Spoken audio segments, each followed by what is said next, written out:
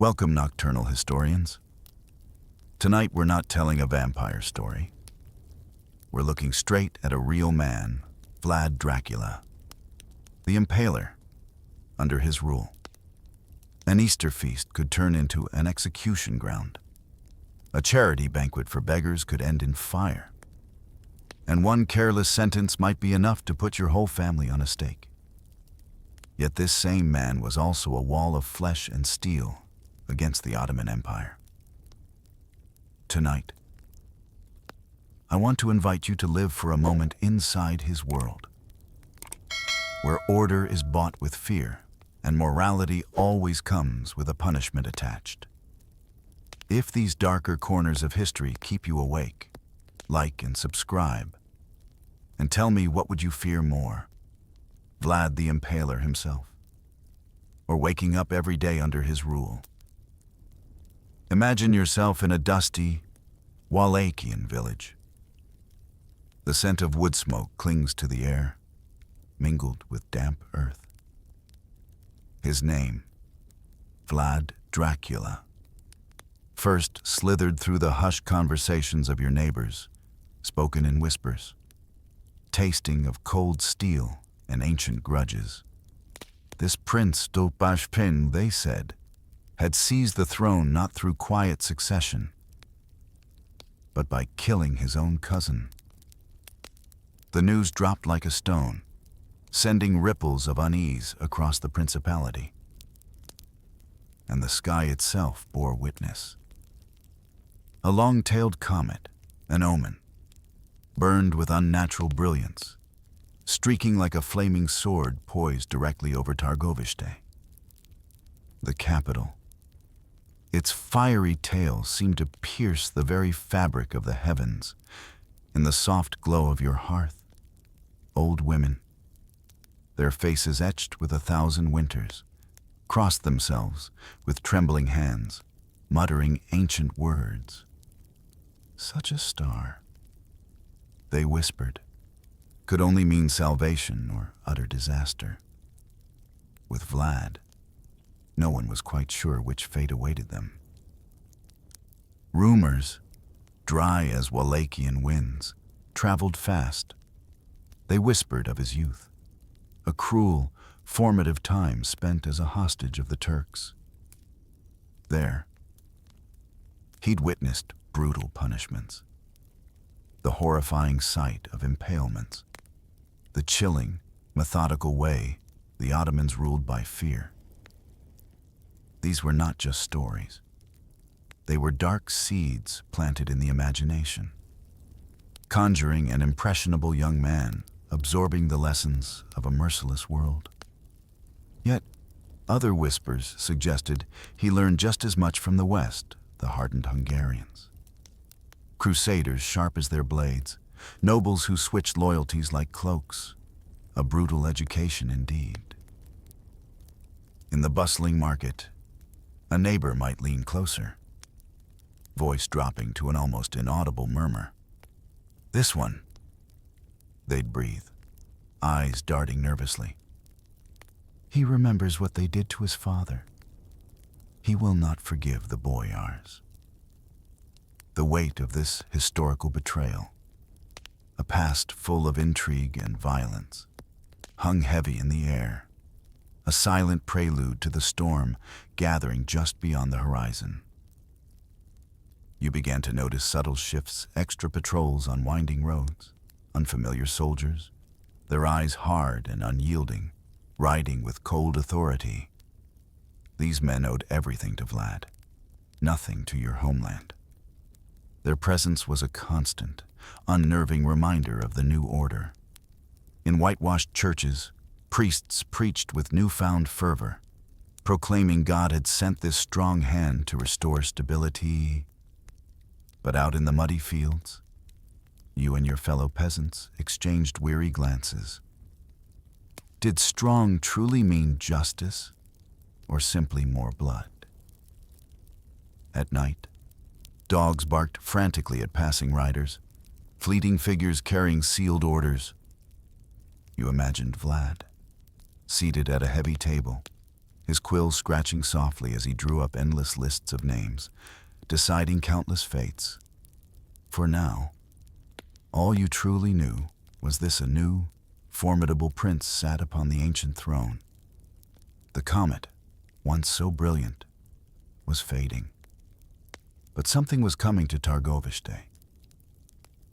A feast, they said. A great celebration. Your master, smoothing the expensive fabric of his best clothes, spoke the word Easter with brittle cheer. Invitations, elegantly penned and sealed, promised lavish celebration. Yet you, merely a servant moving through quiet halls, felt it in the stillness of the air, in the tension clinging to every unspoken word. This could not be an ordinary celebration. As the church bells finally rang for Easter, their joyous peals echoing across the valleys, nobles in their finest silks and velvets rode into the city with wives and children. Faces alight with anticipation, they were utterly oblivious, riding not towards a simple feast, but straight into the unyielding, iron-hard memory of betrayal festering in Vlad Dracula's heart. And somewhere, hidden behind the imposing palace walls, the rhythmic sound of carpenters at work, sharpening long beams of wood, continued through the night, a chilling, unanswered question. Nobody dared ask why. You move through the cavernous great hall, your hands steady as you carry heavy jugs of wine. The air is a dense tapestry of sensations: rich, savory meat, sweet incense, and the boyars' stifling, forced laughter, brittle and hollow. Their bright robes are a riot of color against stone walls. Their voices a continuous hum. They clink cups, raising toasts to the new prince, telling themselves, perhaps trying to convince themselves, that the past was buried. Mere politics, nothing personal. From the high table, Vlad watches them. His face is a mask of stillness, unreadable. His eyes moving with predatory slowness, measuring distances, assessing weaknesses, like a wolf calculating its prey. A shiver traces down your spine. He calls for more wine, more music, even blessings. A priest stepping forward with ancient prayers for a fleeting, disquieting moment. You almost allow yourself to believe this is truly a festival of forgiveness. Then, the doors slam shut. The sound echoes like a thunderclap, violently cutting through the false merriment. The music falters, a discordant note hanging in the sudden, jarring silence. Heavy boots begin to echo across the polished stone floor, an ominous beat. Soldiers, their faces grim, flood the hall. Hands resting casually on sword hilts, a gasp ripples through the room. Nobles look around in confusion, their forced smiles frozen, trying desperately to laugh it off. But then, the clinking sound of shackles, cold and metallic, slices through the air, and you hear the first choked scream, sharp and desperate. Vlad begins to read names, his voice unnervingly calm, utterly devoid of emotion. He recites a litany of families, their supposed crimes listed with chilling precision, those who had risen against his father, those who had stood by, silent and complicit, while his own brother was brutally blinded and then buried alive. The oldest boyars, now ashen with shock and terror, are separated. Wives cry out, their pleas piercing the silence. Children, eyes wide and brimming with tears, cling desperately to their parents' robes, robes that now smell of clove and the sharp, acrid scent of pure fear. The horror is palpable. A thick, suffocating blanket descending upon everyone. Outside the city, beyond the walls, the sharpened stakes stand ready. Dug into the damp spring earth, their tips gleam faintly with fat and grease, carefully applied to ensure bodies would slide down them with agonizing ease. You are ordered to march, to join the grim procession. You are forced to watch as the first nobles, stripped of their finery and dignity, are lifted, screaming, onto the cruel spikes, their bodies left to die slowly under the indifferent spring sky. Their cries echo across the plains, carried on the gentle breeze, sounds that will haunt your sleep for years. The others, younger, stronger, are not granted such a swift, if agonizing, end. They are driven like cattle, whipped and prodded, towards a ruined fortress perched precariously in the distant mountains. Their guards tell them, with cold relish, that they will rebuild it, stone by painstaking stone, until it once again stands as a testament to Vlad's power. As night falls, painting the peaks bruised purple and gray, you imagine their fine clothes tearing, turning to rags against the rough wood and unforgiving rock of the mountain path. They are no longer lords, no longer men of power. They are simply breathing tools, instruments of a vengeful prince. Back in the capital, in the now eerily silent Great Hall, Vlad sits alone.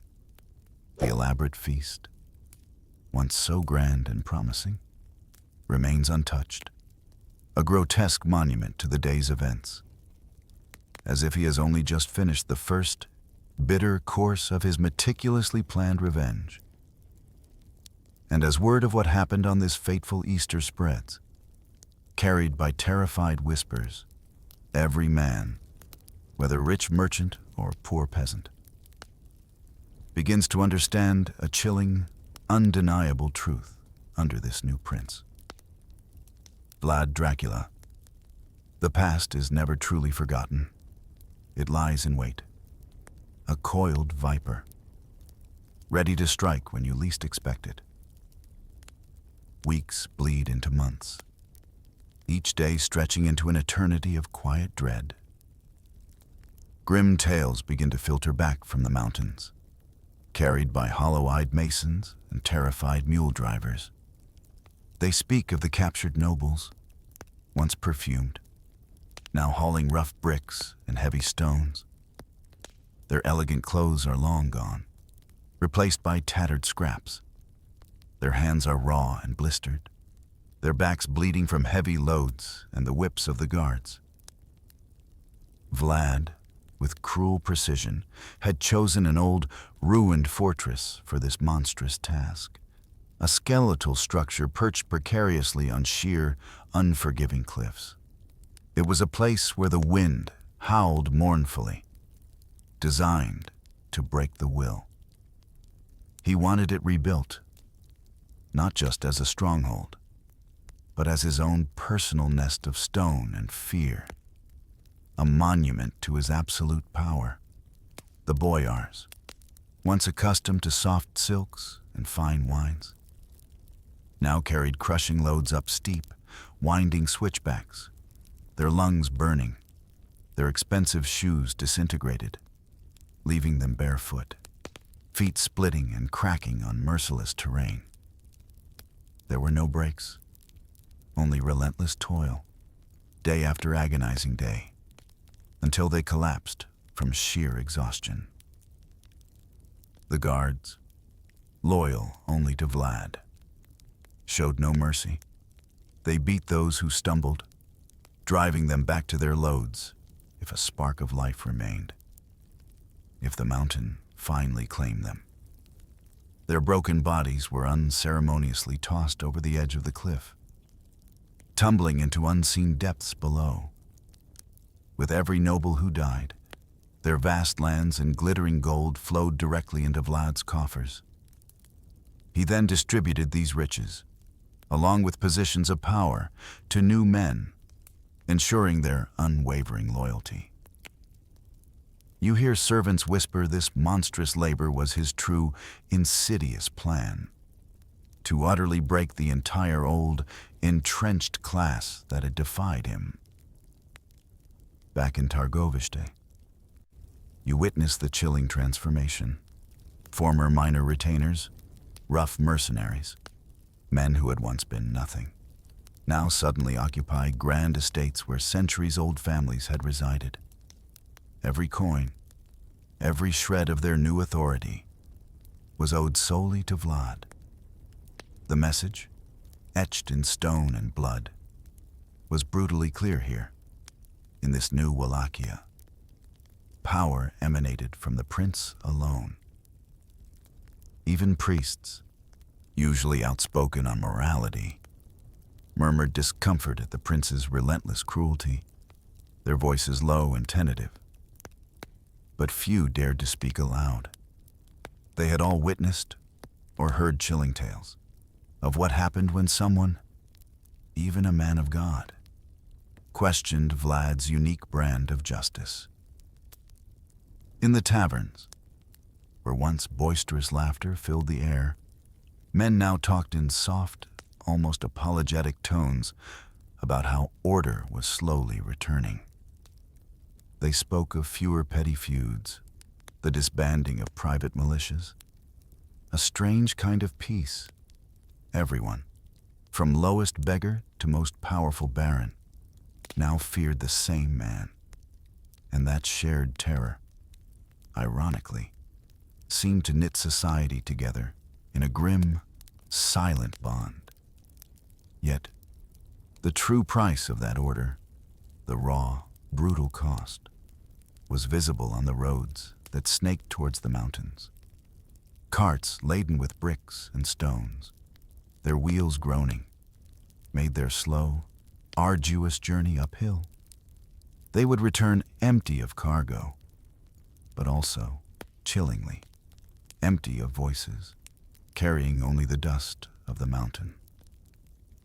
At night, when the wind howled down from the high cliffs, some villagers swore they could still hear it the faint. Phantom groans of those still hauling stone in their torn finery. Their spirits broken, their bodies ravaged. In the capital, his vengeful task with the boyars nearing completion, Vlad began to look beyond those mountains. His cold, assessing gaze now turned towards the villages, towards the humble households, towards every man, woman, and child he now intended to discipline, to forge into his own image of a perfect, obedient Wallachia. Under Vlad, the very fabric of daily life was transformed. The law suddenly became terrifyingly simple and brutally clear: work hard, obey without question, and maintain a strict, unwavering sense of purity, or suffer the prince's swift, horrific judgment. Proclamations, written in a stark, unforgiving hand, were read aloud in every church square. Thieves, the decrees declared, would lose their heads. Adulterers would lose their lives. And lazy peasants, those who dared to shirk their duties, would find their punishment was not a fine or a whipping, but a chilling placement on a stake. The phrase itself was enough to send a cold dread through your stomach. The prince, you quickly learned, was said to be obsessed with female chastity. Whispers circulated, chillingly detailed, that he personally ordered women who dared to sleep before marriage to be impaled from below. One evening, you witnessed it yourself. Soldiers dragged a sobbing young couple into the village square. The woman's dress was ripped, her cries echoing. The man, gagged and struggling, could only watch in silent terror as the unspeakable punishment began. Another story, a wife accused of infidelity, had her breasts cut off, and her alleged lover was forced to eat them before his own execution. Whether every single one of these gruesome tales was entirely true no longer mattered. The sheer volume and consistency of them ensured that people behaved as if they were true, because the risk of testing the stories was simply too high, too terrifying to contemplate.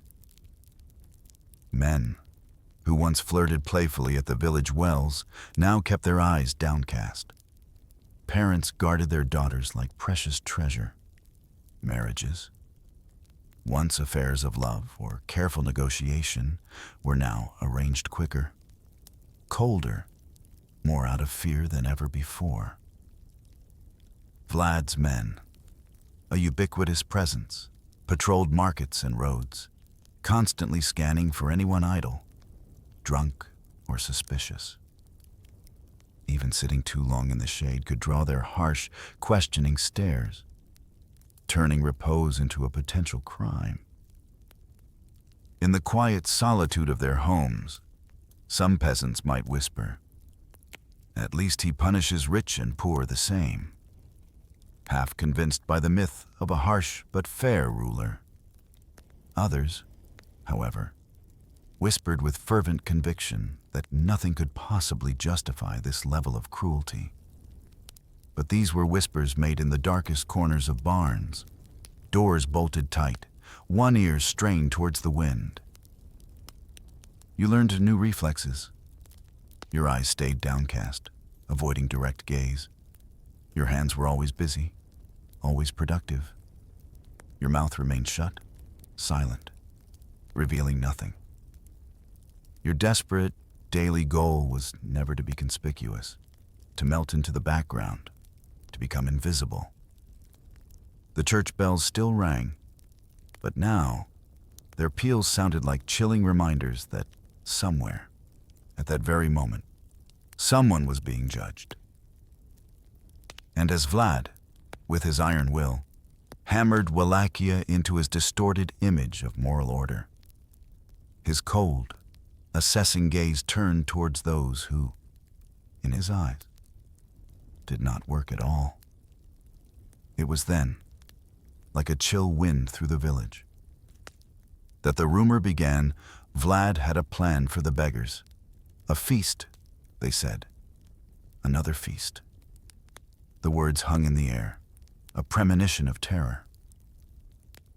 The rumor, first a whisper, then a murmur, swelled into a tide, spreading through every muddy alleyway, every crowded market street in Targovishte. The prince himself, the whispers declared, was offering a great meal, a generous banquet for the poor and homeless, for all the wretched souls of the city. You watch, your heart a mixture of hope and chilling dread, as they are gathered up. Beggars, cripples, orphans, widows, some weeping with gratitude at the unbelievable promise of full bellies, of warmth. They are led, a motley procession, towards a large, freshly constructed wooden hall. Its walls, you notice, have been recently tarred.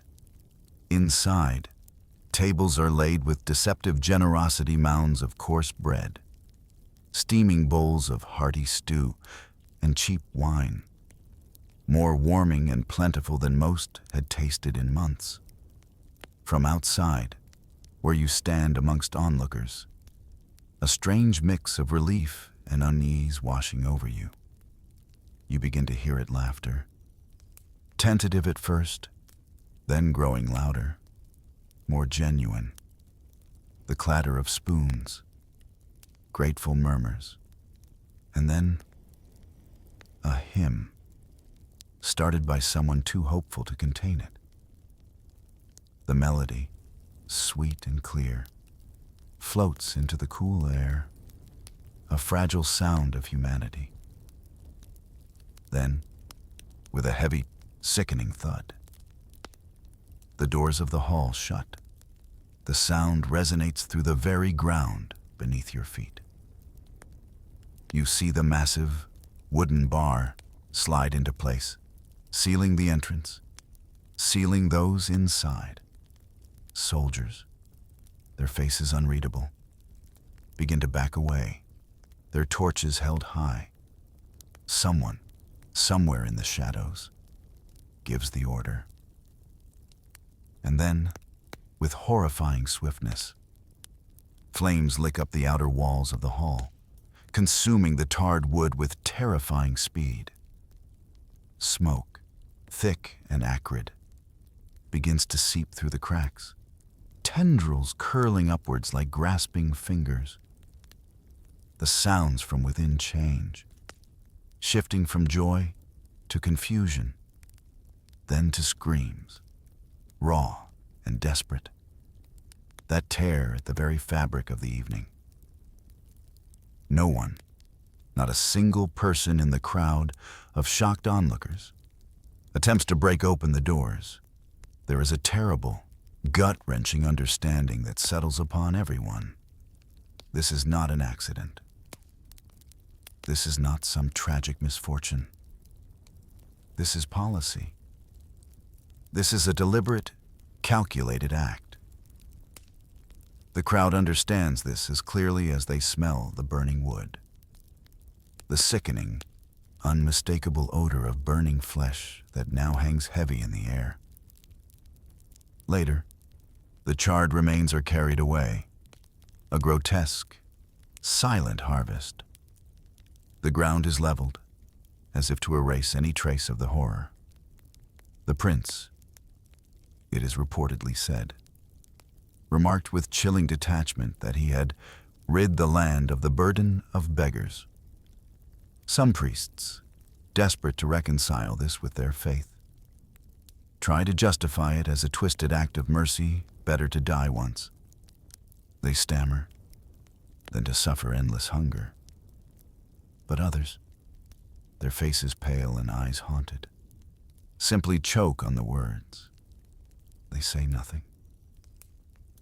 You go home that night, the smell of smoke and despair clinging to your clothes, to your hair.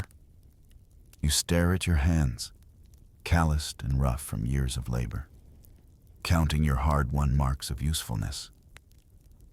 You silently, desperately beg God that Vlad will always see you as a worker, as someone with purpose, not as a parasite, not as a burden. The message, seared into your memory, is unmistakable in this new, terrifying Wallachia. Simply existing without purpose can be a capital crime. Stories of this fire feast, carried by frightened traders and terrified refugees, travel far beyond Wallachia's borders, adding another chilling layer to the legend of Vlad, the Impaler King. But for Vlad himself, the fear he instilled at home was only half the equation.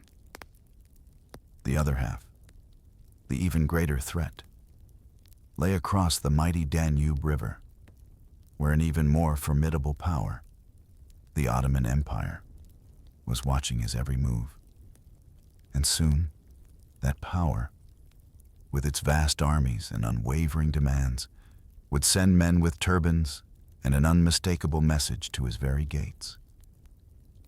One morning, the familiar dust cloud on the horizon looked different. It was denser, more ordered, hinting at a larger, more disciplined force. As it drew closer, you could discern the glint of helmets, the precise movement of mounted men.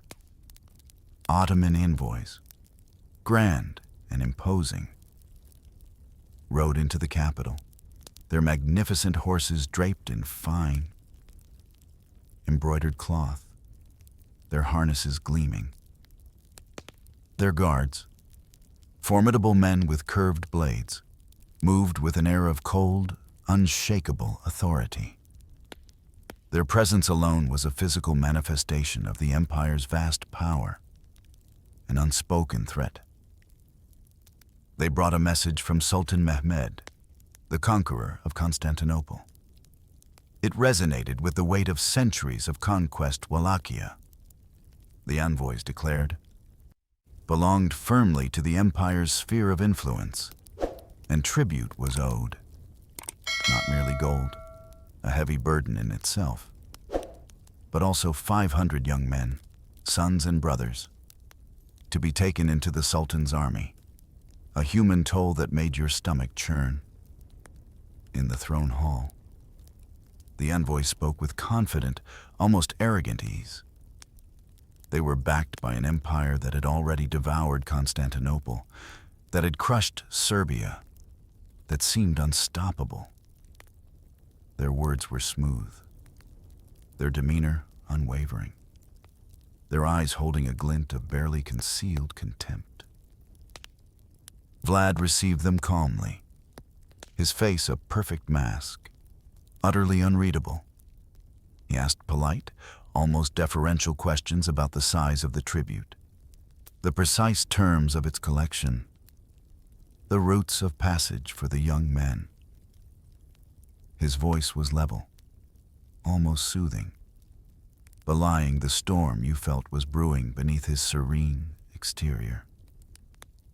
Then, as part of what was presented as normal protocol, a matter of respect, he expected them to remove their turbans in his presence. It was a simple gesture, a customary sign of deference in his court.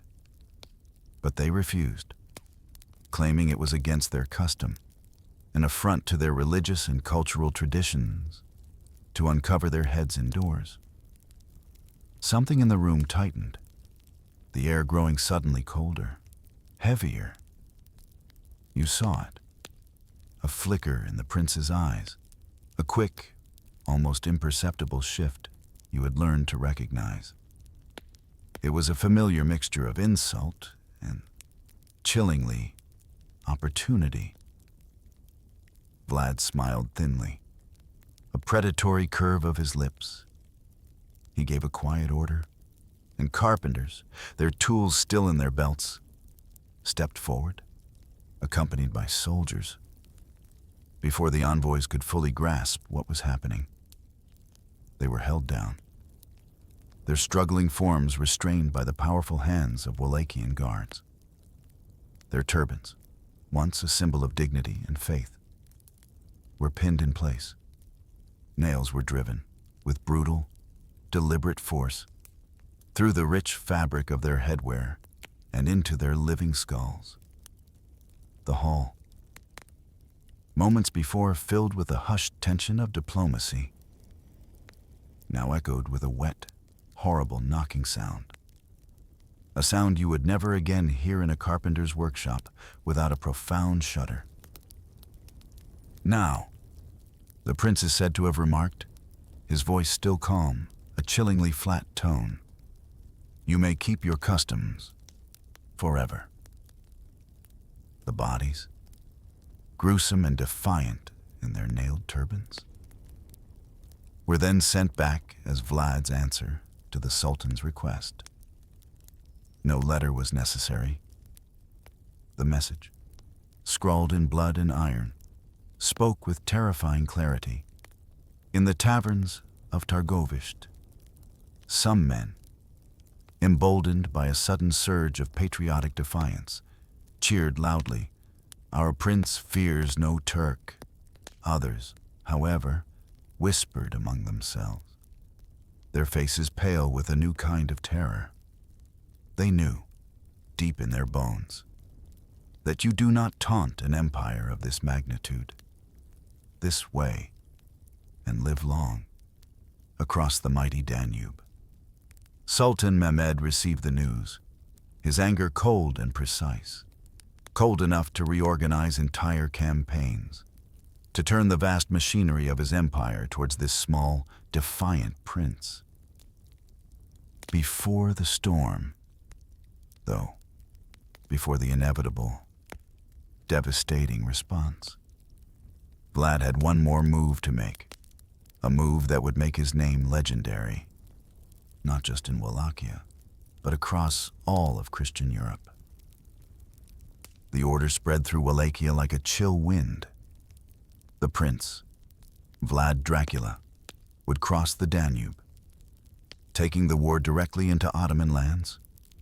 You, a simple peasant, found yourself conscripted, handed a crude lance and a dull knife, their weight feeling alien and heavy.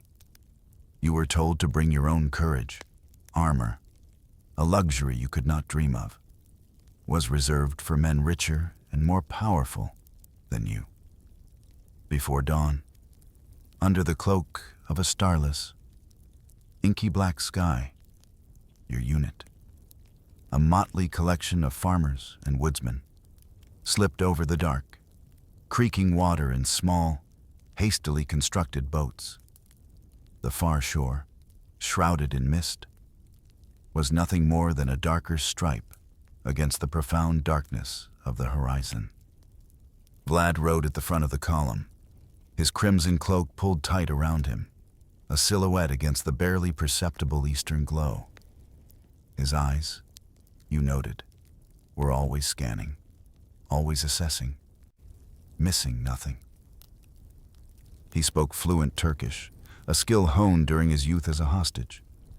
And this, you quickly understood, would be his first, most potent weapon.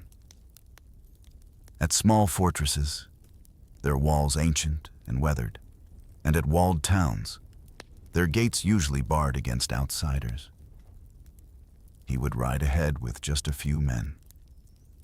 He would call up to the guards, his voice clear and commanding, speaking in perfect Ottoman, claiming to bring urgent news or vital orders from the Sultan himself. The gates, opening to the sound of a familiar language and the sight of a familiar banner, would creak inwards. And then, in a terrifying instant, everything changed. It was not familiar at all. Wallachian horsemen, a whirlwind of steel and fury, would burst through the breached gates, cutting down everything in their path. In village after village, illuminated by the sudden, terrifying light of burning homes. There was no time for distinctions, no opportunity to explain who was a soldier and who was a civilian, an innocent. His command was simple, brutally clear. Leave none of the enemy behind. You see it, a blur of motion and horror, men, women, and even children falling before the ruthless thrust of lances. Fires consume wooden roofs, their hungry flames reaching towards the heavens, smoke mixing with the thick winter fog that clung to the riverbanks. For over 2 weeks, your unit relentlessly covered more than 500 miles, pushing deeper into Ottoman territory. The army left a trail of bodies and ashes, a brutal, unambiguous answer to Mehmed's demands, an act of defiance unlike anything the border regions had ever witnessed. Vlad himself, his face grim and determined, personally oversaw the impalements of captured Turks. He chose strategic spots, places where traders and messengers were sure to pass, ensuring his message of terror would travel far and wide. When the killing was, for now, complete, when the last screams had faded into the cold night, he sat to write a letter to King Matthias Corvinus of Hungary. In it, he boasted of 23,884 Turks killed, a chillingly precise number, not counting those burned in their homes, a phrase that resonated with the memory of endless, smoking villages. To you, a simple foot soldier, the number felt impossible. Yet your own eyes, bloodshot from lack of sleep, and your aching arms, still trembling from the brutal work, told you the math was not that far off. The sheer scale of the slaughter was undeniable. Word of this audacious raid spread like wildfire through the Christian courts of Europe, painting Vlad not as a monster, but as a brutal yet undeniably effective defender of the faith, a bulwark against the Ottoman tide. But every wound, you knew, demanded a response. On the far side of the vast Ottoman Empire, Sultan Mehmed was already assembling something Wallachia had never faced before, a force of unparalleled destruction.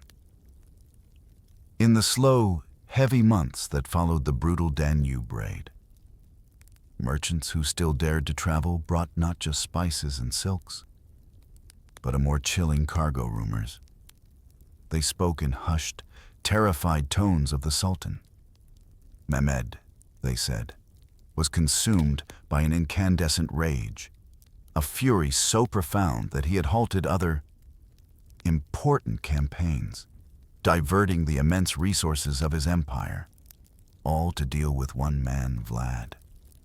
You hear numbers that make your head spin, that make your blood run cold. 150,000 men, an unimaginable sea of soldiers, siege engines, enormous and menacing, capable of pulverizing stone walls, cannons, their dark muzzles like the mouths of dragons, poised to breathe fire, elite janissaries, the Sultan's personal, hardened shock troops, all being marshaled, all converging, simply to crush one small, defiant principality. Priests, their voices now hoarse, prayed louder, their pleas echoing through desolate churches.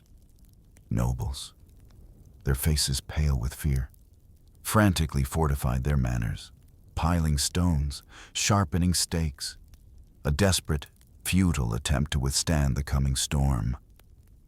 You, a poor peasant, patch your rickety cart, your mind a churning maelstrom of indecision. Do you stay and try to farm the land, knowing you might be crushed beneath the Ottoman advance? Or do you flee into the unknown mountains, only to starve in the wilderness? Vlad, in his cold, methodical way, issued new, terrifying orders. Every village, every humble dwelling, every field of grain must be prepared to burn its own harvest, its own homes, rather than let any food, any shelter, fall into the hands of the encroaching Ottoman army. Wells, the very source of life, were quietly poisoned, their waters made bitter and deadly. Livestock, precious and vital, were gathered and hidden in the deepest, most secluded forest clearings, high in the foothills of the Carpathian Mountains. The prince, in a desperate bid for survival, called upon King Matthias Corvinus of Hungary for military support. But day after day, week after week, no Hungarian banners appeared on the horizon. The border, a thin line between worlds, felt utterly, profoundly alone. In the rudimentary camp, older, more seasoned soldiers, their faces etched with the grim knowledge of war, warned you. This, they said, would not be like raiding a few isolated border villages. This would be a wave, a tsunami of steel and fire, capable of rolling over the entire country, wiping it clean. Vlad walked the lines at night, a spectral figure in the flickering torchlight, speaking to his men one by one. His voice, though low, carried undeniable authority. He promised rewards, glory, and salvation for those who fought bravely. And with chilling clarity, he made it abundantly clear that desertion was a fate far worse than death. Caravan after caravan of civilians, a long winding snake of humanity, slowly made its way into the mountains. Children cried, their small voices lost in the vastness. Carts creaked under the weight of meager possessions. Chickens squawked. An entire country, a nation of frightened souls, was pulling itself uphill, away from the inevitable confrontation. From a high ridge, your eyes strained against the horizon, you watch as the first faint dust plume of the Ottoman vanguard appears on the flat, distant plain. It looks like a bruised, dark line between the earth and the endless sky, a harbinger of doom.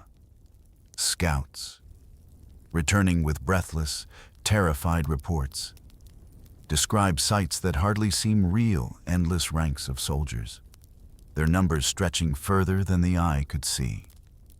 Banners, as numerous as the leaves on 100 trees, fluttered in the wind.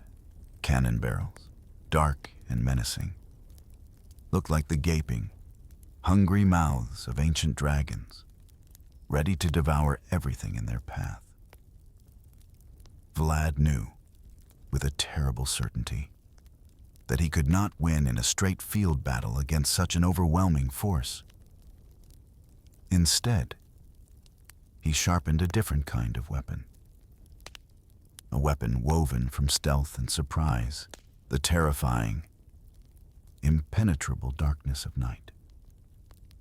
But before he could unleash his carefully planned strike, he made one final, audacious move.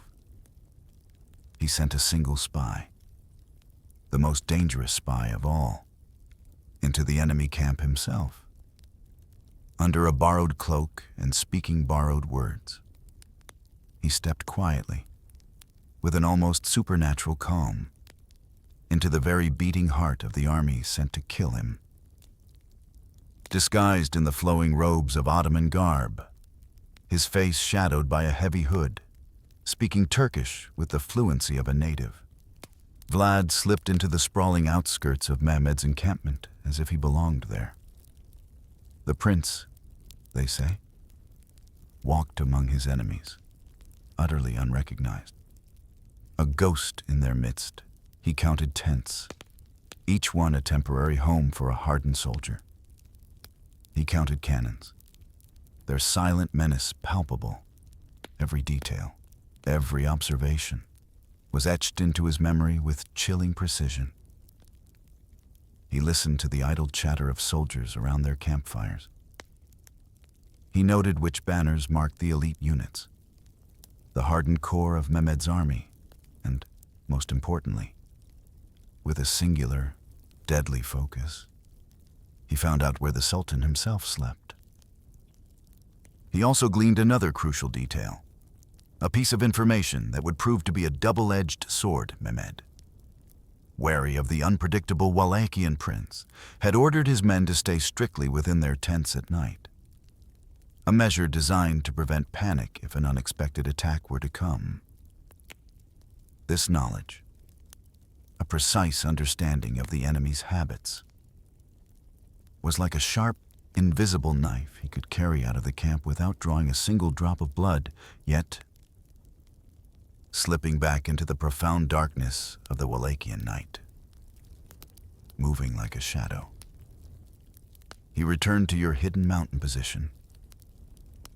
He carried with him a precise, living map etched into his mind, and a dangerous, almost feverish light in his eyes. He laid out the plan, his voice low but filled with an unwavering certainty that somehow quieted the frantic beating of your own heart. Your army, a mere fraction of the Ottoman host, would divide into two smaller, agile forces.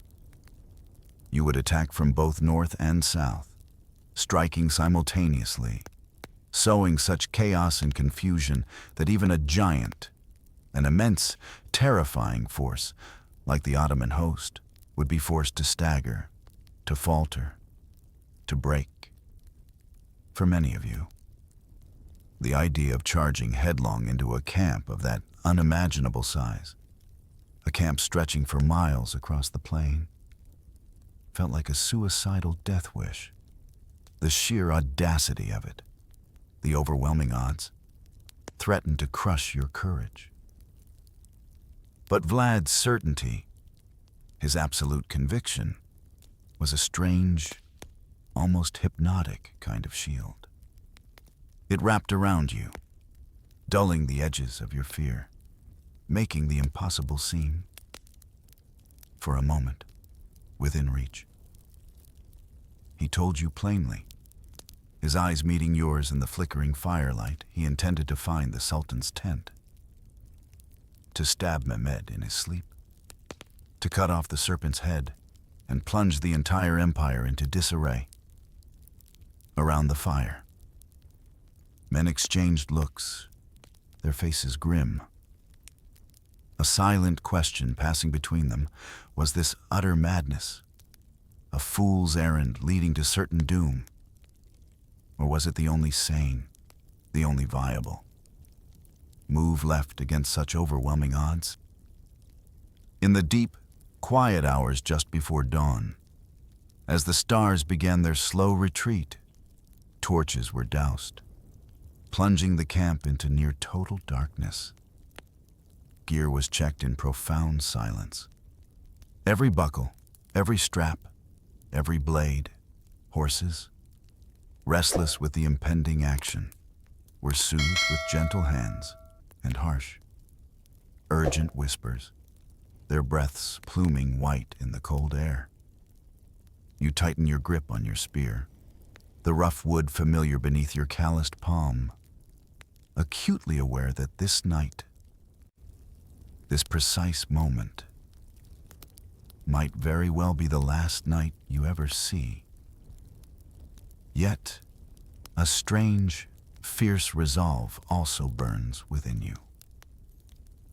This, you think, might also be the night the world itself changes.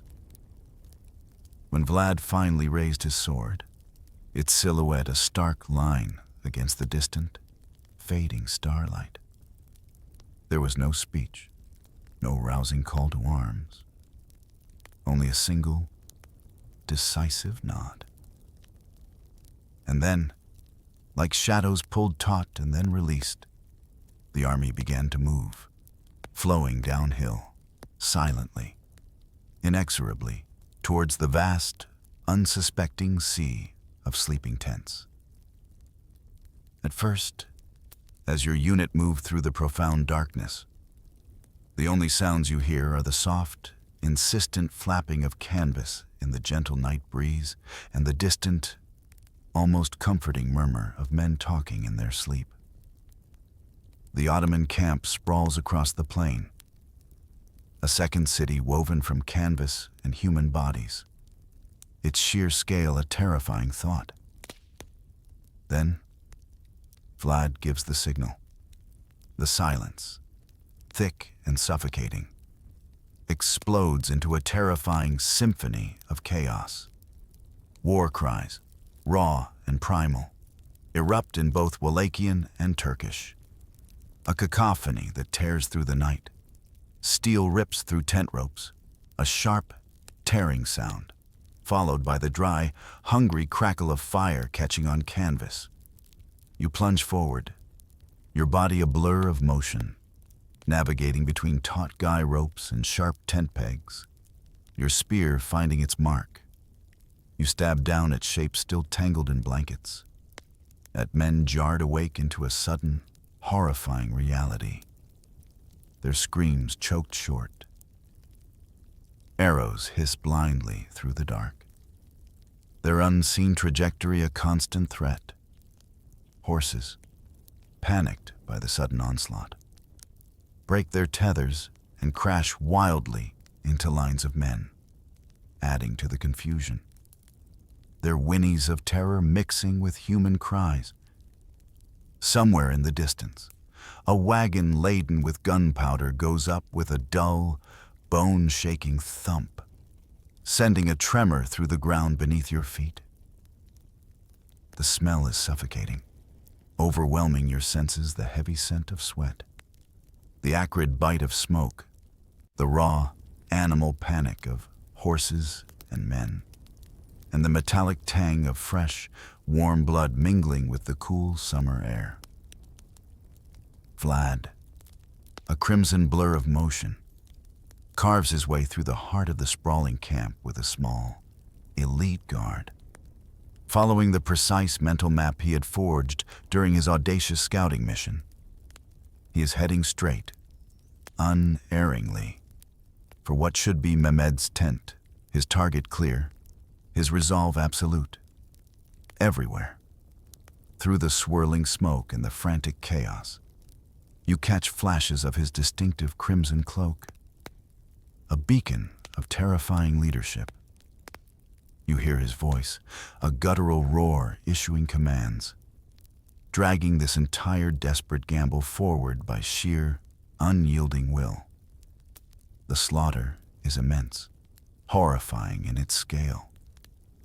Later, people will speak of this night in hushed, reverent tones, saying that as many as 15,000 Turks died in that single, furious night attack. The cost to your own side is also heavy, 1,000 of your comrades, their lives extinguished in the darkness. But when Vlad, his face grim and determined, finally tears aside the flap of the chosen tent, his sword ready to plunge, ready to deliver the killing blow, he finds the wrong man, the wrong bed, the wrong prize. The Sultan is not there. By the time the terrible mistake is clear, by the time the crushing weight of failure begins to settle, the eastern sky is already turning a faint, bruised gray. Enemies, shaken but not broken, are forming ranks, their discipline returning. Archers are finding their targets, their bows twanging ominously, and cannons are beginning to roar, their thundering reports shaking the very earth. Vlad, his face a mask of grim frustration, orders the retreat. You pull back in ragged, exhausted formations, pursued by a hail of arrows and a chorus of curses, but not annihilated. The killing blow has missed its mark. The serpent's head remains attached, but the hand that struck the blow is still very much attached, still capable of wielding its weapon. At dawn, you look back at the sprawling Ottoman camp. It is smoking, littered with torn tents and countless bodies, a testament to the night's horrific violence. Yet, even in its ravaged state, it remains terrifyingly large, an unbowed giant. The prince's face in the harsh morning light is a mask carved from stone, impassive, unyielding. He has blood on his armor, still warm and sticky, and failure, a bitter, soul-deep failure, in his eyes. The assassins, your prince among them, did not decapitate the giant, and now the giant, wounded but enraged, will keep walking, its immense power relentlessly advancing, straight towards your capital, Targovishte. Vlad knows, with a cold, strategic certainty, that he cannot possibly hold Targovishte against what remains of Mehmed's enraged army, an army now even more determined to crush him. You watch, your heart heavy with a mixture of dread and grim resignation, as he gives the order to abandon the city. It is a terrible, necessary decision. Stores of grain and other vital supplies are emptied, the precious contents carried away. What cannot be moved is burned. Columns of dark smoke rising towards the indifferent sky, a bitter offering. Wells, the very source of life, are fouled, their waters made undrinkable. Valuables, anything that could be hidden or carried, are spirited away, up into the mountains, with the last columns of villagers, a slow, mournful exodus. You are part of the rear guard, your task not to defend the ancient walls of the capital, but to prepare one final, chilling message for whoever dared to enter them. Along the main approaches to the city, stretching for miles, carpenters and soldiers have toiled for days, erecting tall, wooden stakes. Row upon grim row they stand, like some grotesque orchard of death. On each stake, a body. Turks captured in previous raids and skirmishes. Their lives ended in this horrific manner. Men, women, even children, all left to die slowly under the merciless sun and the relentless spring rain. By the time Sultan Mehmed's vast army finally arrives, many of these unfortunate souls are already skeletons, their bones draped in scraps of flesh and tattered cloth. Birds, emboldened by the stillness of death, nest in rib cages, while sly foxes slink between the poles, their eyes gleaming. From a distance, the sight is like a vast, unnatural forest, its bare branches reaching towards the sky. Up close, it is a tableau of deliberate, calculated horror, a number some say exceeds 20,000 souls, a testament to Vlad's unwavering, terrifying resolve. You have helped hoist a few of them yourself, your muscles straining with ropes, your stomach churning, while desperately trying not to look into still living eyes, eyes that begged for mercy or simply for an end. Their groans, their whimpers, their final, rasping breaths follow you into your troubled sleep, nightmares that cling to you even in the waking hours. When the Ottoman vanguard, hardened veterans of countless campaigns, finally marches to the city gates, they halt. They are stunned into a profound, unnerving silence by the sheer, overwhelming horror of the sight. Even these men, accustomed to the brutality of war, stare, their hands slipping from their spear shafts, their faces slack with shock. Later, stories will claim that Mehmed himself, the mighty Sultan, gazed upon the forest of stakes.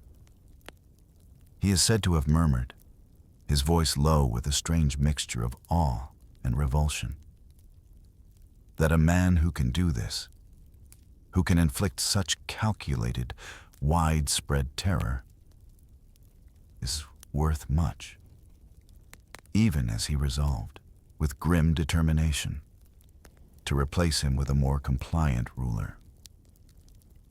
The city of Targovishte is empty, looted not of its treasures, but of its people. Yet it is not empty of Vlad's presence. His absence, his terrifying legacy, feels heavier, more palpable than his physical reign ever did. Somewhere, hidden deep behind the jagged mountain ridges, you and the other survivors wait, listening to the distant, ominous thrum of Ottoman drums, the sounds carrying faintly on the wind. You wonder what kind of youth will grow up under a ruler who, unlike Vlad, does not use stakes at all.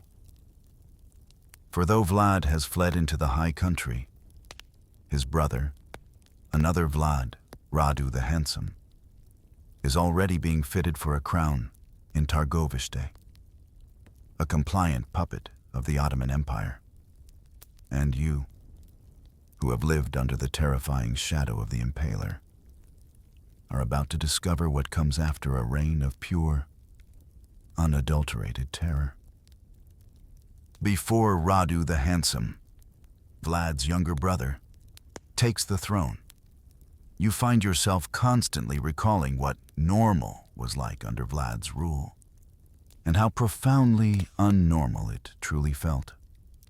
The markets, usually bustling with vibrant noise and friendly haggling, were eerily orderly. There were no brazen pickpockets, no drunken brawls breaking out in the dusty lanes, No boisterous drunkards singing loudly in the evenings. This wasn't because poverty had magically vanished, but because fear, a palpable, suffocating blanket, was everywhere. If you happened to leave a purse unattended, it would still be there hours later. Not because of a sudden surge of honesty, but because everyone knew, with chilling certainty, that being caught with someone else's property could mean a stake with your name on it by nightfall. Even minor offenses, cheating a neighbor, overcharging at your stall, or skipping work on a lord's land, could bring the prince's soldiers, their faces grim, directly to your door. The consequences were swift and brutal. People learned, quickly and effectively, to police each other. Quiet reminders, sharp glances, subtle nudges would pass between friends and relatives, urging them to behave before the soldiers had to step in. Stories of Vlad's punishments circulated like grim proverbs, ingrained into the very culture. Remember the beggar's feast, people would warn. Remember the adulteress, they would whisper. In the fields, under the relentless sun, peasants worked with a new, almost frantic kind of focus. Idle chatter, once a common companion to hard labor, slowed to a near halt. Productivity, driven by an invisible, ever-present lash of possible impalement, rose dramatically. Some, clinging to any shred of positive interpretation, genuinely praised Vlad as a harsh but effective bringer of justice. They would point out, almost proudly, that under him, nobles and commoners alike could die for the same sin. A brutal kind of equality that appealed to a certain sense of fairness. Others, however, whispered that justice without mercy was simply another word for hell itself. But these were words spoken only in the safety of their homes, under their breath, with shutters closed tight against the world, their ears straining for any telltale sound on the wind. Children, innocent yet disturbingly observant, played new, grim games in dusty courtyards. They would pretend to be soldiers, catching thieves and traitors, yelling out verdicts they had overheard adults fearfully discuss, their small voices echoing the terror of their elders. The church still functioned, its bells still chimed, but priests had to walk a delicate, dangerous line. They were expected to bless the prince's brutal campaigns against the Turks, but they had to soften, or completely ignore, his horrific excesses at home against his own people. You realized, with profound despair, that under Vlad, survival meant not just avoiding crime, but avoiding notice. The safest subjects were the ones he never had to think about, the ones who remained utterly invisible to his piercing, watchful gaze. But the Ottomans, you knew, thought in numbers, in logistical might, not in the chilling, unpredictable power of fear. And as their vast armies slowly returned to Anatolia, as Radu the Handsome settled uneasily on the throne, a different kind of life, a different kind of terror, slowly began. Under the new ruler, there were fewer stakes lining the roads, fewer public atrocities, but peace with a colossal empire, you soon learned, came at its own, equally heavy price. When Radu, Vlad's younger brother, finally became prince, a strange quiet descended upon the land, slowly, almost reverently. The stakes began to come down.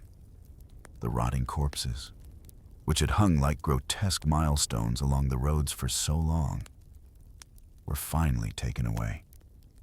Their grim message no longer needed. people breathed a little easier, a collective sigh of relief escaping Wallachia. The gnawing fear that a careless word, a misplaced glance, or an accidental slight was less likely to put them on a sharpened pole by sunset began to recede, replaced by a tentative, fragile hope. But you notice something strange, something unsettling in this newfound peace. Even with the change in leadership, with the physical symbols of terror removed, nobody truly forgot how quickly, how brutally, Vlad could turn smiles into executions. The memory, a persistent shadow, lingered. Parents, desperate to maintain order in their own homes, still hushed their children with his name, "Sleep now, or Vlad will hear you." It was as if he were a ghost, a malevolent spirit haunting the land. His presence, though absent, was still felt, a lingering chill in the air. Merchants from the Saxon towns, those bustling centers of trade, arrived carrying printed sheets. They were crude woodcuts, roughly carved images depicting Vlad dining casually among the impaled. His beard stained dark with what could only be blood, his eyes wild and unhinged. You cannot read the German captions that accompany these horrifying images, but the pictures are clear enough, universally understood. Your brutal reality had already become someone else's horror story, sensationalized and spread across distant lands, in neighboring principalities.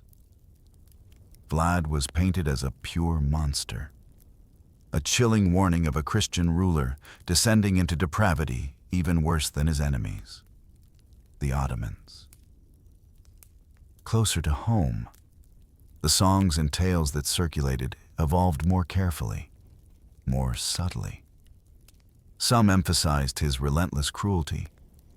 Others, however, perhaps out of a need for a hero, or a justification for their own endurance, called him the only man who truly stood up to the mighty Sultan, the sole protector of Wallachia. Around crackling campfires, soldiers, both old and new, would argue late into the night.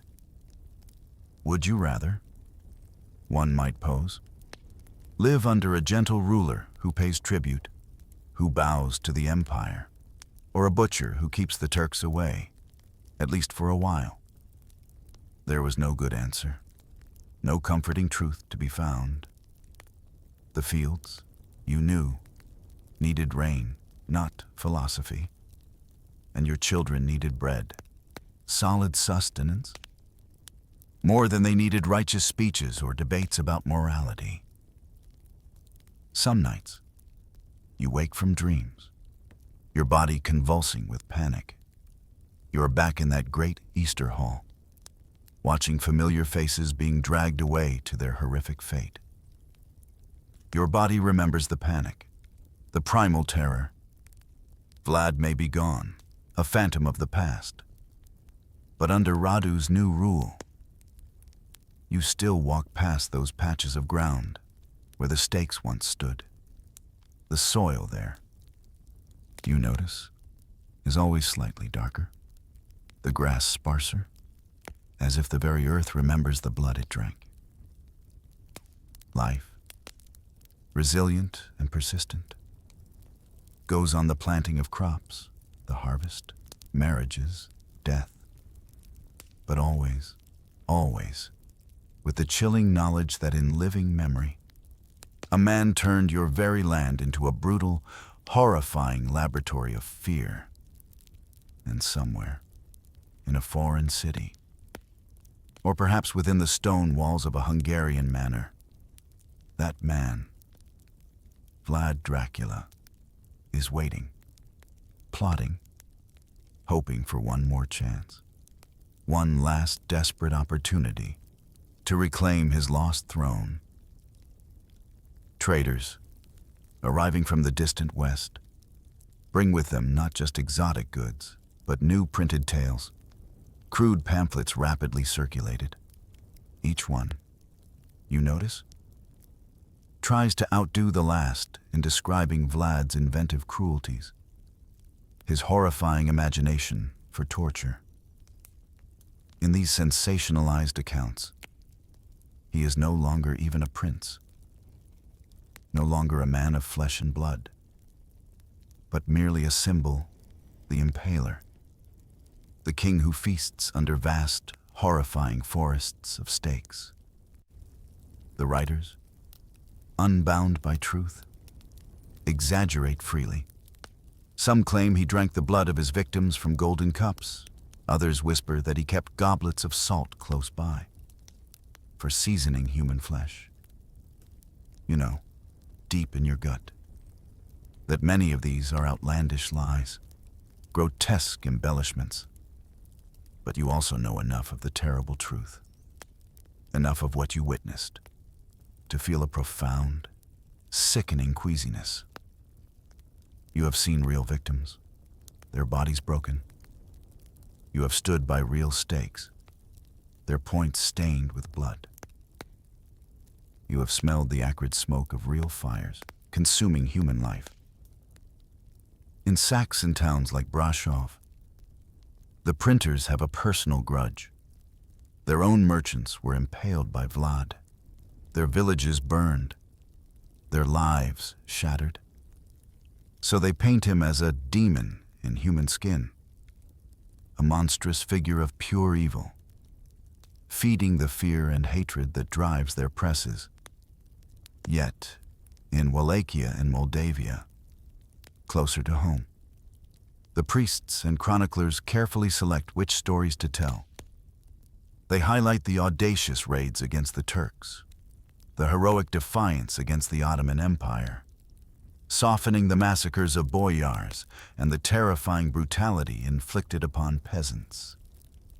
Some chronicles, driven by a desperate need for a national hero, call him a God-fearing stalwart, a righteous protector who refused to bow to Muslim demands, a beacon of Christian resistance. Others, however, whisper in fear, daring to suggest that God, surely, could not possibly approve of such horrific methods. They say nothing.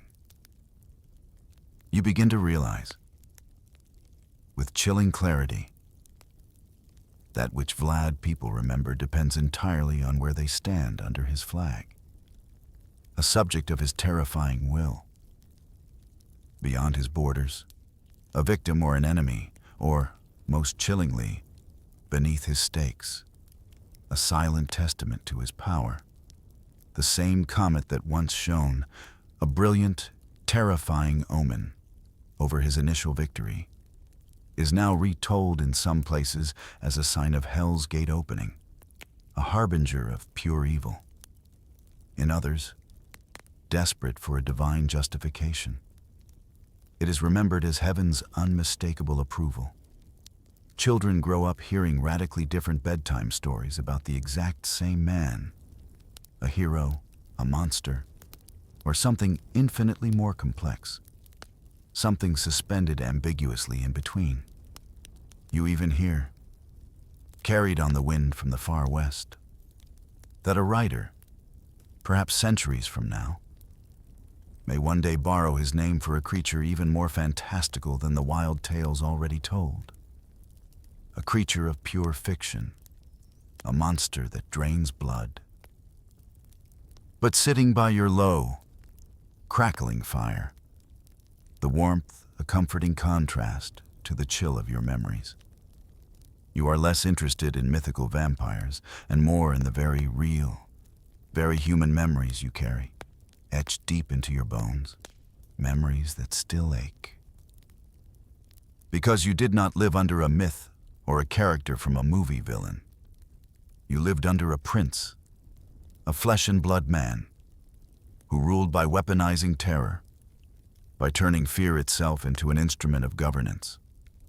And as new wars come and go, as empires rise and fall, you start wondering if other rulers, in different lands and different times, will learn from him. Or, perhaps more terrifyingly, if they will become him, in different clothes, wearing different masks. Looking back, now an older, perhaps wiser soul, you can finally see the chilling, meticulous logic in what once felt like utter chaos. Vlad's reign of terror, you realize, was not some random outburst of a madman's cruelty. It was a finely tuned, brutally effective system. A well-oiled machine designed to reshape Wallachia according to his own terrifying vision.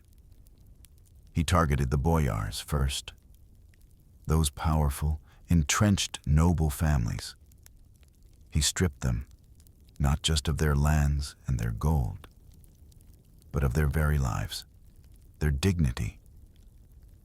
He then replaced them with new men, individuals who owed everything, their positions, their wealth, their very existence solely to him. These new men had no ancient lineage, no independent power base, ensuring their absolute, unquestioning loyalty to the prince. He terrorized criminals and those he deemed immoral publicly, making their suffering a theatrical spectacle. He used impalement not just as a means to kill, but as a horrifying display of punishment, a brutal lesson for all to witness. Every single stake, you understand now, was a message, etched in the most horrifying way possible. This is what happens to thieves, it silently proclaimed. This is what happens to traitors, it screamed. This is what happens to those who do not work, to those who defy the order. By including beggars and nobles alike in his brutal system, he blurred class lines in a dark, disquieting way. Anyone, he demonstrated, could be next. No one was too important to escape his wrath, and no one was too insignificant to avoid his terrible gaze. The church, a powerful institution in any land, was carefully controlled. It was allowed to function, to offer solace and ritual, but never, ever to contradict the prince's decrees or question his methods. Priests who failed to show him enough respect, who dared to murmur dissent, met the same horrific fate as common thieves, a stark warning against any challenge to his authority. His use of terror against the Ottomans mirrored what he used at home, a calculated psychological warfare. Impaled prisoners lined the roads not just to scare enemies, to deter their advance, but also to reassure his nervous allies that he was utterly serious, that he would stop at nothing to defend his land. Letters to foreign kings meticulously detailed his kills. The precise numbers and towns listed like the yield of a particularly successful harvest, chillingly turning murder into a form of diplomatic currency. Inside this relentless machine of fear, you and your neighbors adapted, a quiet, desperate survival mechanism kicking in. You learned how to move, how to speak, and even how to think in ways that would avoid attracting any unwanted attention, any flicker of the prince's malevolent gaze. Fear itself became a kind of invisible infrastructure, as real and pervasive as the roads and bridges that crisscrossed Wallachia. It held society together, not through trust or shared values, but by making everyone stiffen at the same shadows, by making every heart beat with the same terror. At the same time, the Ottomans, too, learned from Vlad. They saw how one determined, audaciously cruel man could destabilize vast border provinces with nothing but audacity and a terrifying willingness to inflict suffering.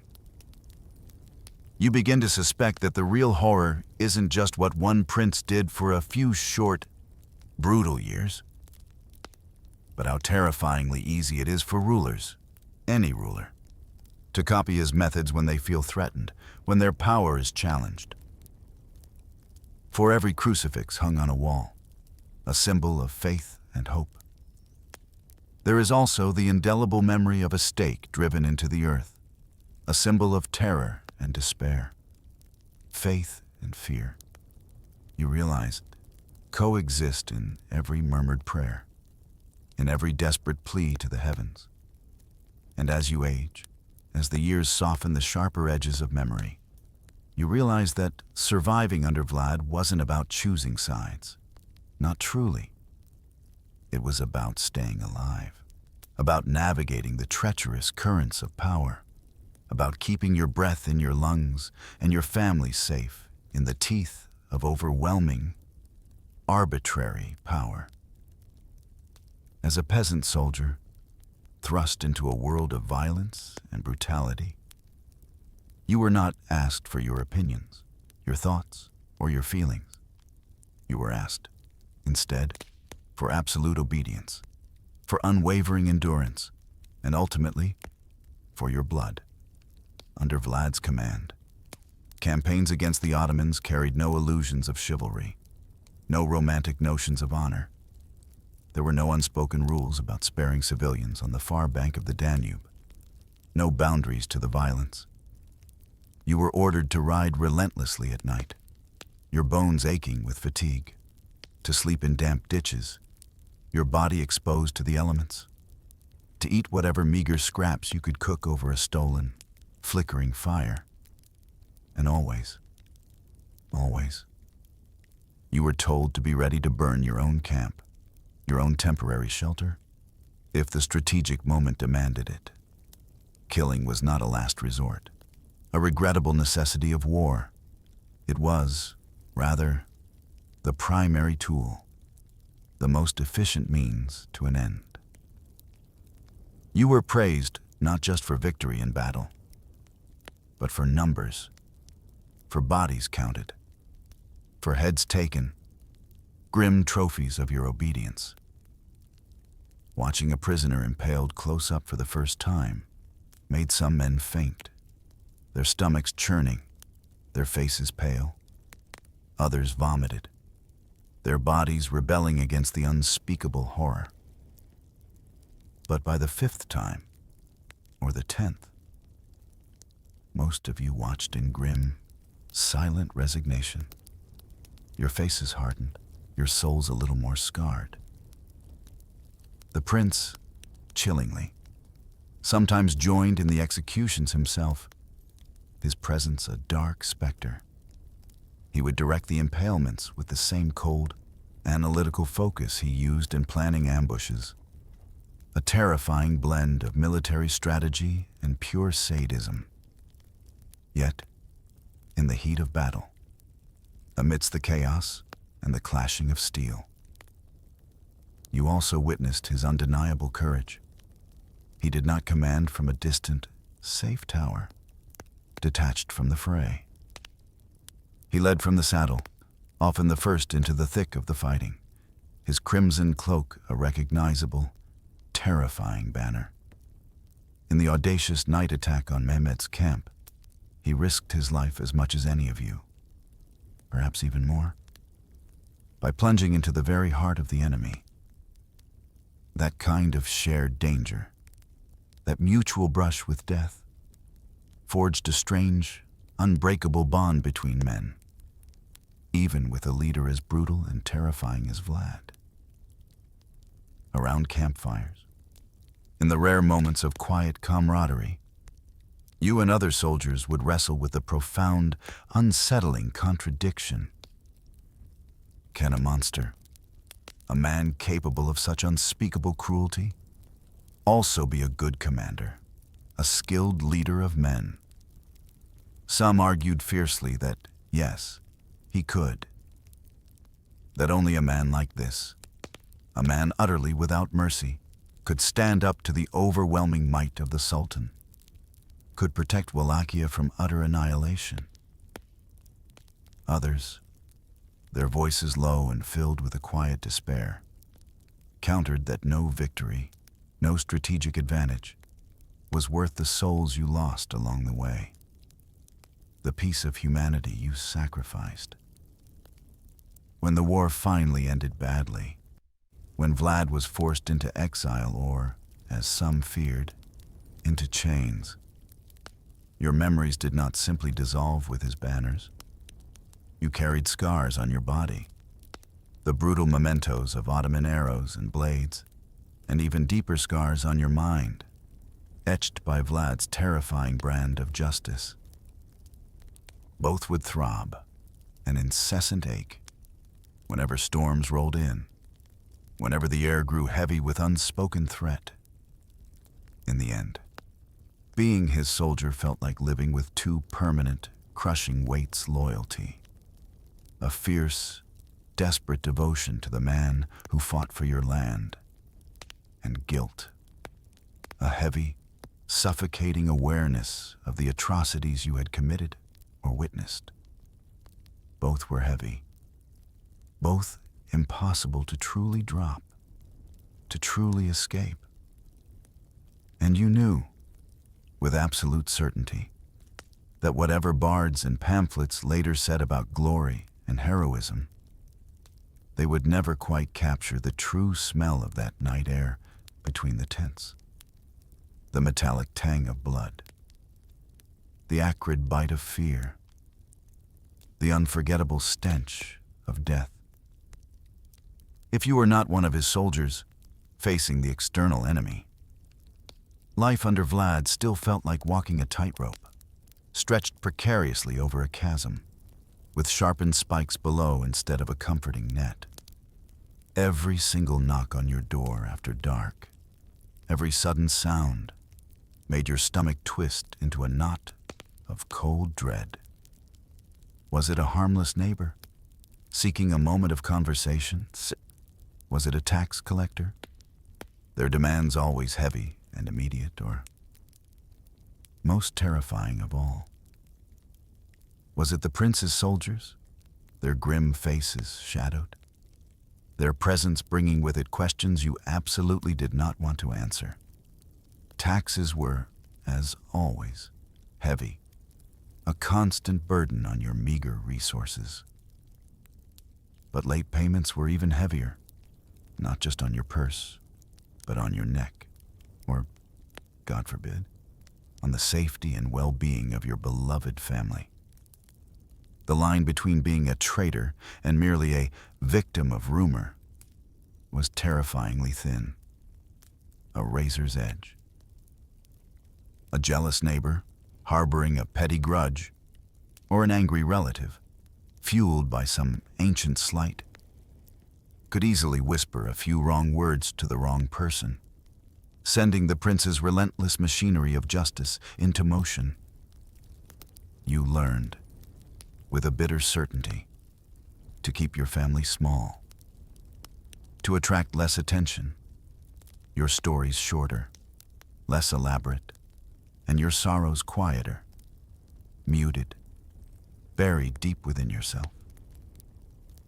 Festivals, those precious moments of communal joy, were still held, but the laughter that filled the air felt brittle, fragile. Everyone knew, with a chilling certainty, that one misstep, one careless word spoken in front of the wrong eyes, could transform joy into sudden, agonizing mourning. Gossip, that perennial pastime of village life, changed its flavor entirely. Instead of who married whom, or who cheated at cards in the tavern, the main topic of hushed conversation was who had been punished lately, and for what specific transgression. The details, gruesome and cautionary, were dissected and internalized, becoming part of the collective fear. Children, growing up in this environment of constant threat, developed a profoundly distorted sense of normal. They assumed that every country must have stakes standing outside its capital, tall and stark. They assumed that beggar burnings and the nailing of turbans were just part of how the world worked. Innocent reflections of a brutal reality. Some people, those with a bit of extra coin or a desperate resolve, moved away if they could, slipping over borders to distant lands where rulers might be weak, corrupt, or merely greedy but not personally, actively terrifying in the way Vlad was.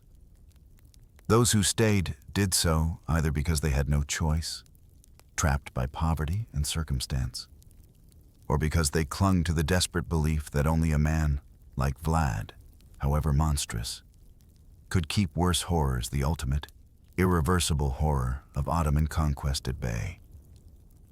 You caught yourself thinking the unthinkable, a dark, desperate calculation. Maybe it's better to fear Vlad than to fear the Sultan. Even as your mind replayed the screams by the river, the indelible images of suffering, that tension, that exhausting, constant calculation between two kinds of darkness, between the known terror and the unknown, was the very essence of daily life under the Impaler. When he finally fell, when Radu took over, the relief you felt was real, a profound release. But it was incomplete. Your nerves, stretched taut for so long, did not magically reset.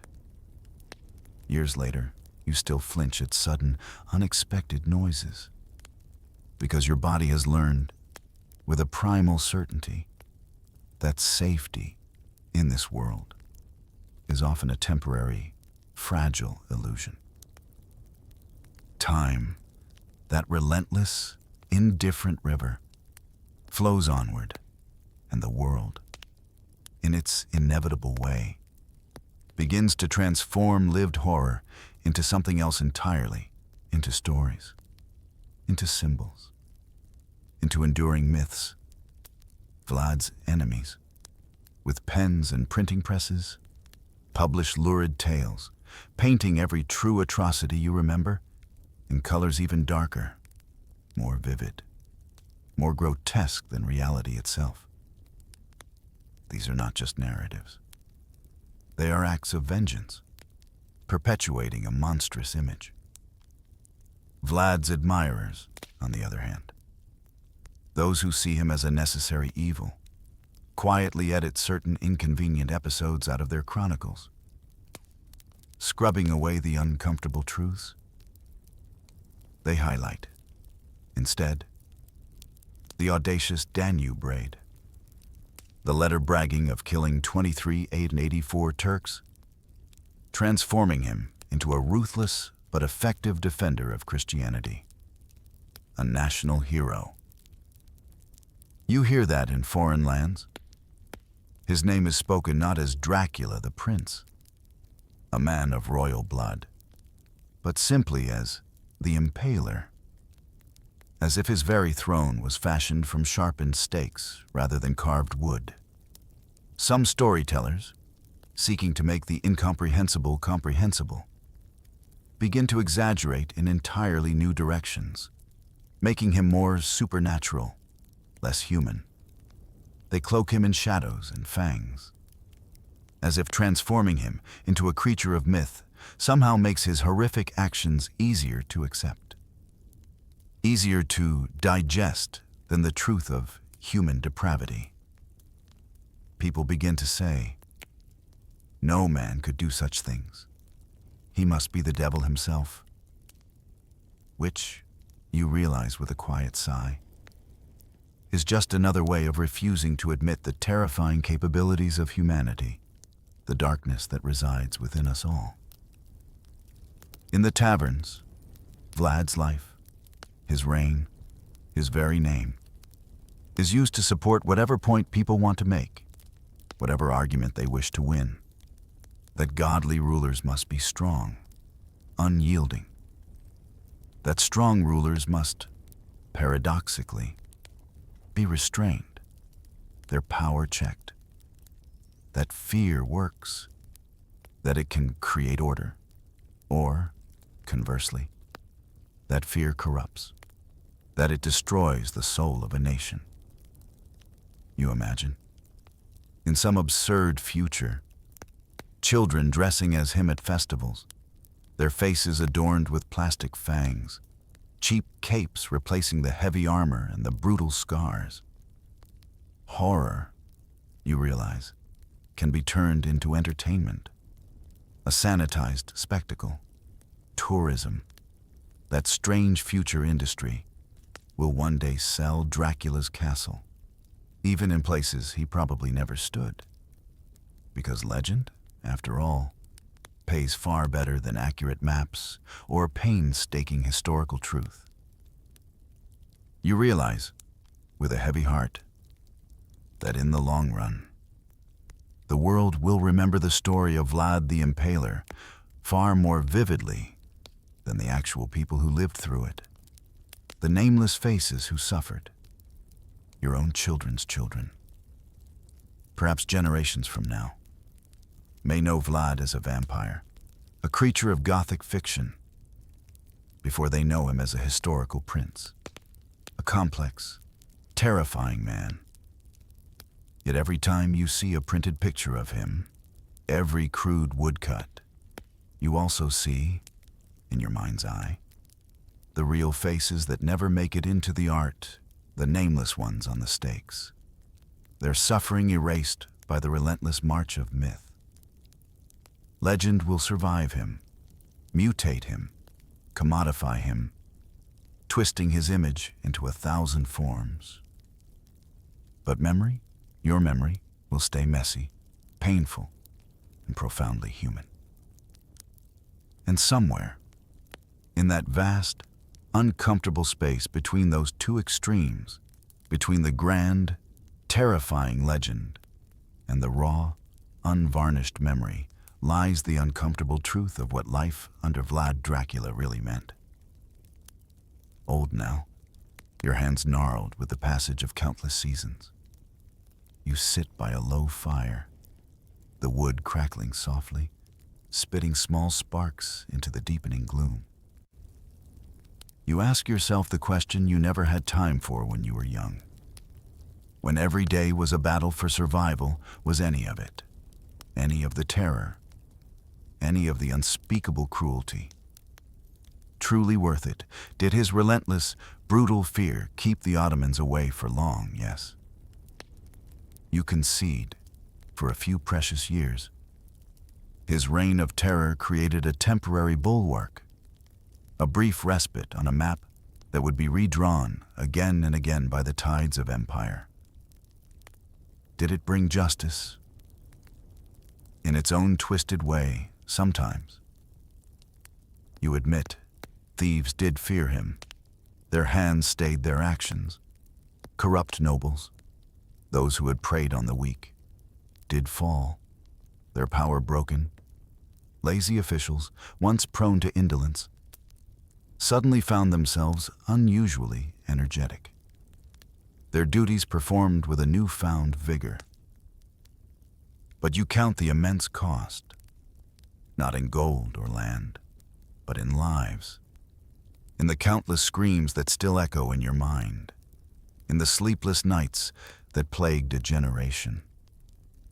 You see it in the way your grandchildren, born into a time of less overt terror, still flinch at raised voices, at sudden movements, carrying the inherited trauma of a land shaped by fear. And as you weigh these things, the scales cannot balance. The mighty Danube still flows, indifferent to the numbers scribbled in letters, indifferent to the skulls impaled on stakes. Fields still need plowing, their furrows turning endlessly beneath the sun. Children still need feeding, their small bellies demanding sustenance regardless of who sits on the throne. Empires rise and fall, grand and terrifying. beyond your horizon, using men like Vlad as chess pieces in their vast, brutal games, or as cautionary tales to terrify their subjects.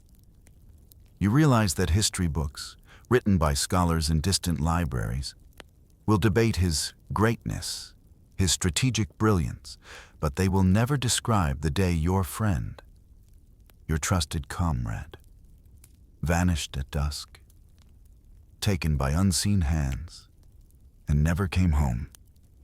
They will meticulously list battles, their dates and outcomes. But they will never describe the way you learned to walk quietly, head bowed, past the desolate patch of ground where the beggar's hall once stood, the air still thick with the memory of screams. They will argue about whether he was a proto-national hero, a visionary leader for his time. But they will never speak of how you taught your children, in hushed tones, never to stand too close to soldiers, never to draw their attention. The question, was he evil or necessary, feels too simple now, too black and white, too academic. Life under him was not a clean, clear line between good and bad. It was a constant, grinding negotiation between survival and conscience.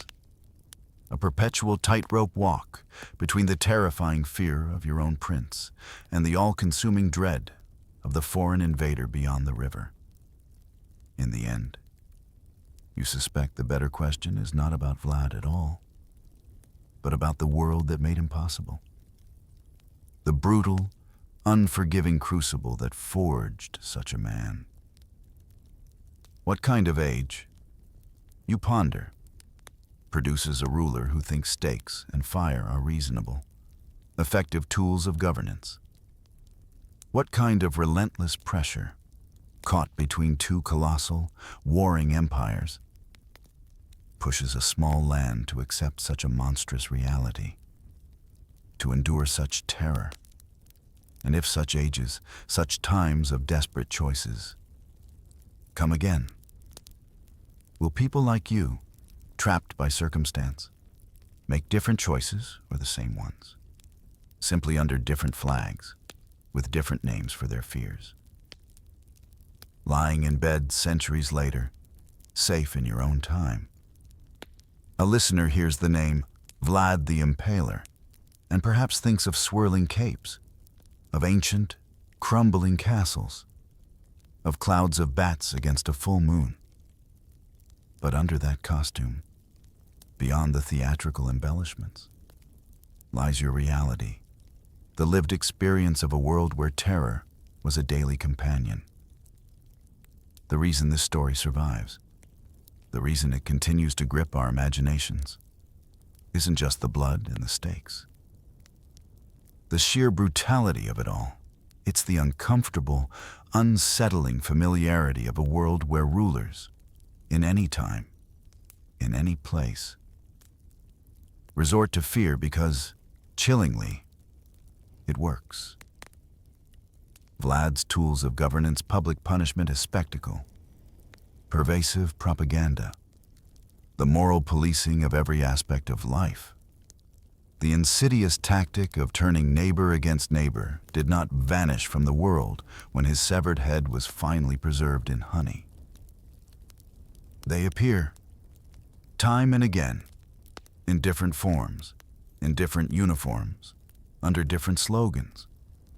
Whenever power feels threatened, whenever authority decides that terror is a faster, more efficient path to obedience than the slow, arduous building of trust. That, you understand, is why his life, his legacy, still keeps people awake, long after the last historical accounts have been read. Not because he might literally crawl out of a coffin, a mythical monster, but because his mindset, his terrifying philosophy of rule, never truly went back into one. To ask what life was like under Vlad the Impaler is, in essence, to ask what life is like in any system where fear is the main law. where mercy is a rare, almost accidental occurrence. It is to recognize, with a profound sense of disquiet, how quickly human beings can adapt to horror, how we learn to walk past stakes, to step over bodies, to accept the unthinkable, and still, somehow, plant crops, raise families, and find a way to endure. It is also to see how easily, how readily, later generations, removed from the immediate suffering, repaint monsters as heroes, or heroes as monsters, depending on what they need from the past, what narrative serves their present. Somewhere between Stoker's fictional Dracula, the creature of Gothic nightmares, and the fiercely debated Romanian national hero, lies the actual man, Vlad Dracula, ambitious, deeply wounded by betrayal, ruthlessly pragmatic, shaped by a brutal frontier constantly caught between vast, warring empires. And somewhere between the tourist castles, gleaming under a romanticized sun, and the dry, academic footnotes of history, lies you, the imagined peasant, the conscripted soldier, the murmuring priest, the terrified merchant, simply trying to live, trying to survive. Under him. Tonight, as you drift toward sleep, your mind might picture those roads, endlessly lined with stakes, the empty, echoing capital, the burning hall of beggars. But you might also picture a single, flickering candle in a humble Wallachian hut, a family gathered close, whispering prayers, praying that they, at least, will be overlooked by history, untouched by its grand, terrible narratives. If these forgotten truths of power and fear, if the quiet, resilient stories of ordinary people trapped between the dragon of the Ottoman Empire and the Impaler prince still keep you curious, you can stay here with these quiet, haunting tales. And before you close your eyes, before you succumb to the gentle pull of sleep, you might ask yourself one last question. If you had lived under Vlad the Impaler, which would you have feared more? Him, the man himself? Or the chilling silence, if no one ever told what it was truly like